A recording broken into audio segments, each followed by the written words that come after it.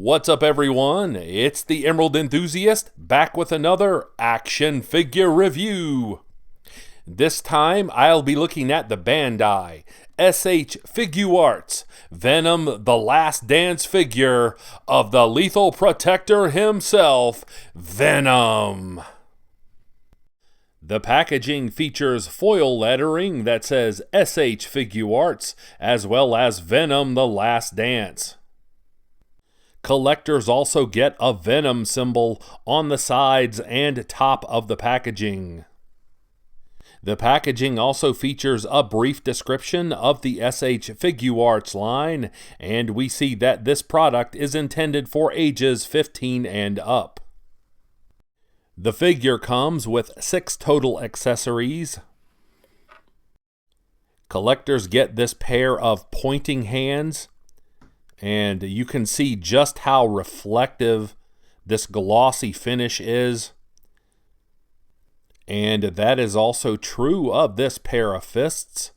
And just like the pointing hands, these have veins that run throughout them. And that is screen accurate. And we get this piece that ports into the back. And of course, this represents the tendrils from the symbiote. And these have their own joints, and you can see the articulation options that these give you. Before I bought this figure, I just assumed that this piece would move via a bendable wire, but I like this style of articulation even better. Of course, the figure has interchangeable heads, and here is the open mouth head sculpt with the protruding tongue. I'll take a closer look at this later in the video. He began as a Spider-Man villain, but he broke out to become a solo star in the comics and a box office draw. He is Venom. This figure comes with a darker coloring than the Venom from the SH Figuarts Venom Let There Be Carnage figure. The sculpting detail on this figure is immaculate, and the head sculpt features Venom's trademark malevolent grin. Despite the long limbs, this figure is still thickly muscled to represent the ominous presence of Venom. Texturing runs throughout this figure to represent the living alien costume. The glossy finish gives this figure a slick, screen-accurate appearance. The chest, shoulders, forearms, and back feature the veins that characterize the cinematic Venom. Despite the many lower body joints and size of this figure, it is nonetheless very sturdy as it stands on its own. Here's a closer look at the grinning head sculpt with the sharp yellow teeth. The lenses have a faint blue tinge, and there is extra flesh visible along the jawline of the head sculpt. Here is the head sculpt with Venom's trademark extended tongue. Bandai did an excellent job of representing the open jawline, and the lenses are squinted for a ferocious, intimidating look. There's a section that pops out of the back to attach the figure's tendrils. Here is a look at the figure with the tendrils attached. Here is the figure with the pair of hands with extended pointer fingers. And here is the Lethal Protector ready to brawl with the set of fists on the figure.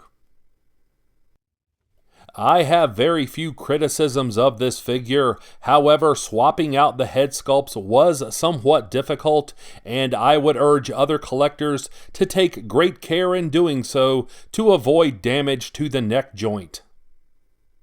In terms of articulation, the figure has mid-foot hinges, the feet move backward and forward at the ankle joints, and there is ankle pivoting. The figure has double jointed knees, so it's possible to get this figure into a deep running pose.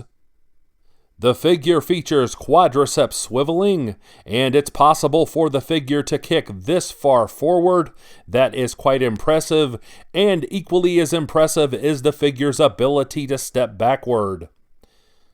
The construction of the hip joints is outstanding, and this allows for a wide range of motion with the lower body. The figure features joints at the waist and the upper torso for an impressive amount of torso swiveling. There's rotation at the wrists, as well as backward and forward movement with the wrist joints. The figure features double-jointed elbows, although they are limited somewhat due to the size of the biceps. However, the figure does feature bicep swiveling, as you can see demonstrated here. The figure also features these outstanding butterfly joints in the shoulders, and that gives collectors so many posing options with the arms. It's possible to do a 360 with the arms at the shoulder joints, and you can see just how high you can raise the arms over the figure's shoulders. This level of articulation is clearly a step above lines like Marvel Legends. Although, to be fair, this figure's price tag is about 4 times as expensive as that of a Marvel Legends figure. The head sculpt looks easily from side to side, and you can see the advantages of this type of joint. There is outstanding movement up and down. If you're the type of collector who does stop motion, or you like to put your figure in dynamic poses, I certainly recommend this figure. If you enjoyed this unboxing video, make sure to check out the rest of my Venom playlist, and don't forget to like and subscribe. I would certainly appreciate it. And I'll be back with more Venom content soon. But until we meet again, this has been the Emerald Enthusiast, and thanks for watching!